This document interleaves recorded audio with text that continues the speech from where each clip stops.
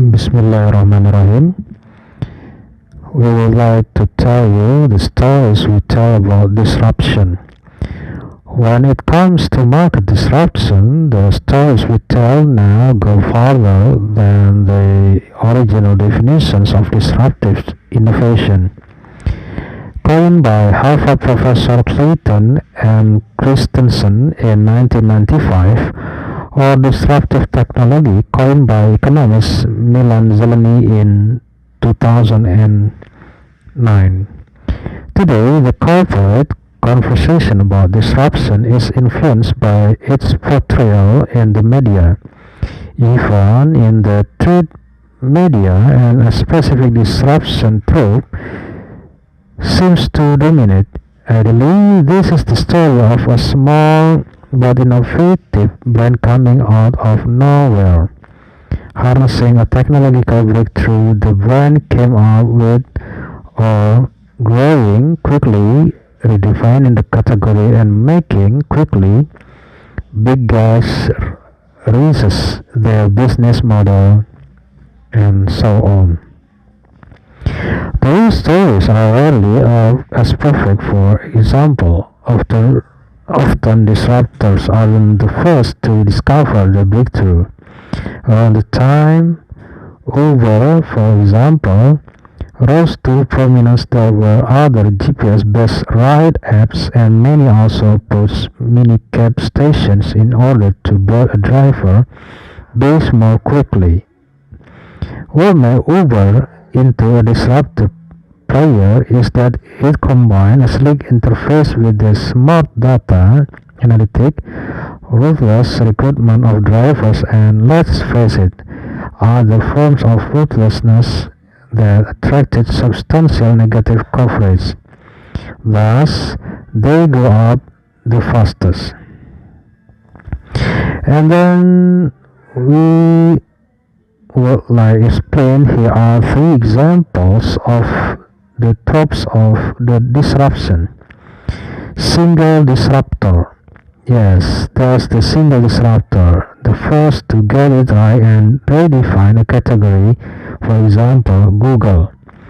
Google did with its PageRank algorithm, which measured the importance of websites based on the number and importance of other websites with which it was linked.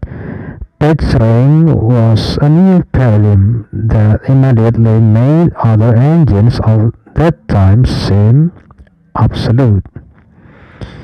And then disrupted space. Then there is the disrupted space, often driven by technology. A new way of doing business become possible.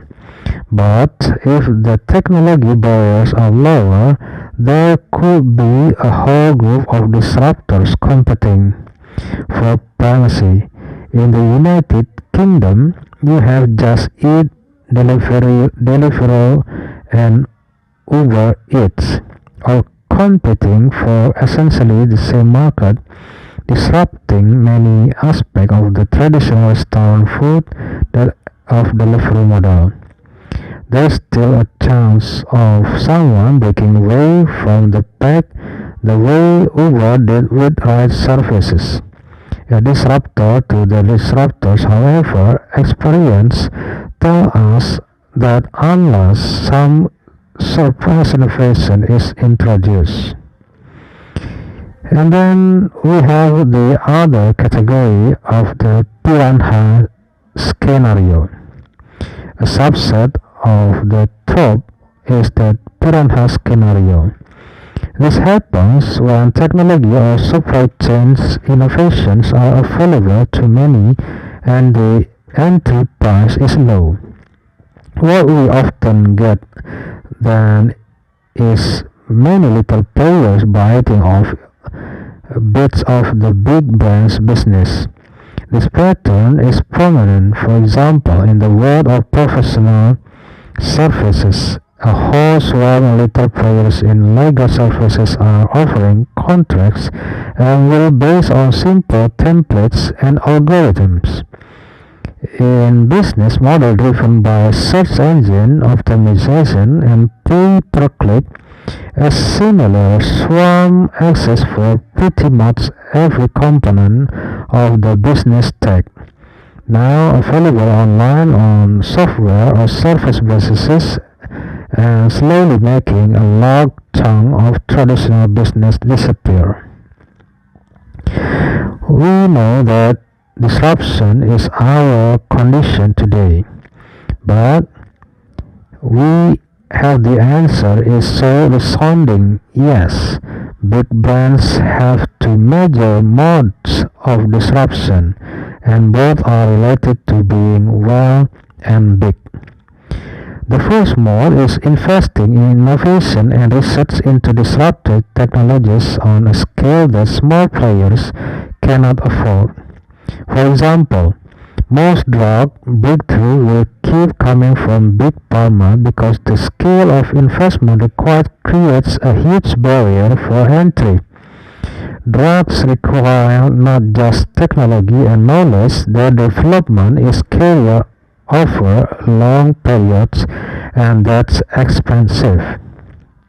Second, second mode is creating pockets of disruption within the bigger organization. Encouraging side project has been part of the corporate culture of companies like General Electric and 3M for years. And then, a more contemporary form of that mode is the Labs model and other innovation platform as made famous by Google.